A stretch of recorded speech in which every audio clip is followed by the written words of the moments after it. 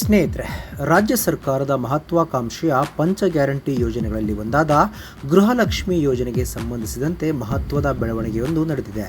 ಮನೆ ಯಜಮಾನಿಯರಿಗೆ ಪ್ರತಿ ತಿಂಗಳು 2,000 ರು ಗೌರವಧನ ನೀಡುವ ಈ ಯೋಜನೆಯ ಲಾಭ ಪಡೆಯಲು ಇಚ್ಛಿಸುವ ಹೊಸ ಫಲಾನುಭವಿಗಳಿಗೆ ಇನ್ನು ಮುಂದೆ ಬಯೋಮೆಟ್ರಿಕ್ ನೀಡುವುದು ಕಡ್ಡಾಯವಾಗಲಿದೆ.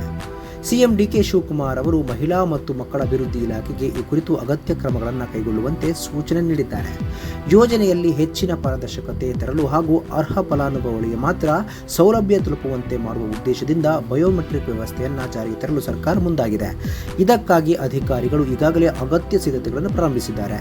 ಹೊಸದಾಗಿ ಅರ್ಜಿ ಸಲ್ಲಿಸುವ ಮಹಿಳೆಯರು ತಮ್ಮ ಬಯೋಮೆಟ್ರಿಕ್ ವಿವರಗಳನ್ನು ನೀಡುವುದು ಕಡ್ಡಾಯವಾಗಲಿದ್ದು, ಅರ್ಜಿ ಸಲ್ಲಿಕೆಯಲ್ಲಿ ತಾಂತ್ರಿಕ ಭದ್ರತೆ ಹೆಚ್ಚಿನ ಆದ್ಯತೆ ನೀಡಲಾಗ್ತಾ ಇದೆ. ಆದರೆ ಈ ಹೊಸ ವ್ಯವಸ್ಥೆ ಜಾರಿಗೆ ಬರುವ ಮುನ್ನ ಸಾರ್ವಜನಿಕರು ಯಾವುದೇ ಗೊಂದಲಕ್ಕೆ ಒಳಗಾಗಬಾರದು ಎಂದು ಸರ್ಕಾರ ಸ್ಪಷ್ಟಪಡಿಸಿದೆ.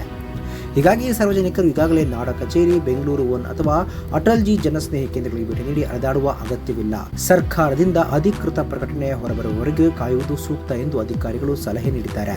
ಒಟ್ಟಾರೆ ಗೃಹಲಕ್ಷ್ಮಿ ಯೋಜನೆಯ ಸೌಲಭ್ಯದಿಂದ ವಂಚಿತರಾಗಿರುವ ಮಹಿಳೆಯರಿಗೆ ಶೀಘ್ರದಲ್ಲೇ ಮತ್ತೊಮ್ಮೆ ಅವಕಾಶ ದೊರೆಯಲಿದ್ದು, ಈ ಬಾರಿ ತಾಂತ್ರಿಕ ಭದ್ರತೆ ಮತ್ತು ಪಾರದರ್ಶಕತೆಗೆ ಹೆಚ್ಚಿನ ಒತ್ತು ನೀಡಿ ಅರ್ಜಿ ಸ್ವೀಕಾರ ಪ್ರಕ್ರಿಯೆಯನ್ನು ಸರ್ಕಾರ ರೂಪಿಸ್ತಾ ಇದೆ.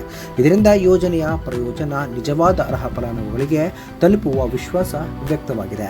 ಸ್ನೇಹಿತರೆ, ಈ ಒಂದು ಹೊಸ ಮಹತ್ವಾಕಾಂಕ್ಷೆಯ ಯೋಜನೆ ಬಗ್ಗೆ ನಿಮಗೆ ಅನಿಸುತ್ತದೆ ಕಾಮೆಂಟ್ ಬಾಕ್ಸ್ ಅಲ್ಲಿ ತಿಳಿಸಿ. ಸ್ನೇಹಿತರೆ, ವಿಡಿಯೋ ಇಷ್ಟ ಆಗಿದ್ರೆ ಲೈಕ್ ಮಾಡಿ, ಶೇರ್ ಮಾಡಿ, ಚಾನಲ್ನ ಸಬ್ಸ್ಕ್ರೈಬ್ ಮಾಡಿ, ಹಾಗೆ ಬೆಲ್ ಐಕಾನ್ ನ ಕ್ಲಿಕ್ ಮಾಡಿದ್ರೆ ಹೊಸ ವಿಡಿಯೋನ ನೀವು ಮಿಸ್ ಮಾಡೋದೇ ಇಲ್ಲ. ಮುಂದಿನ ವಿಡಿಯೋದಲ್ಲಿ ಭೇಟಿಯಾಗೋಣ. ಧನ್ಯವಾದಗಳು.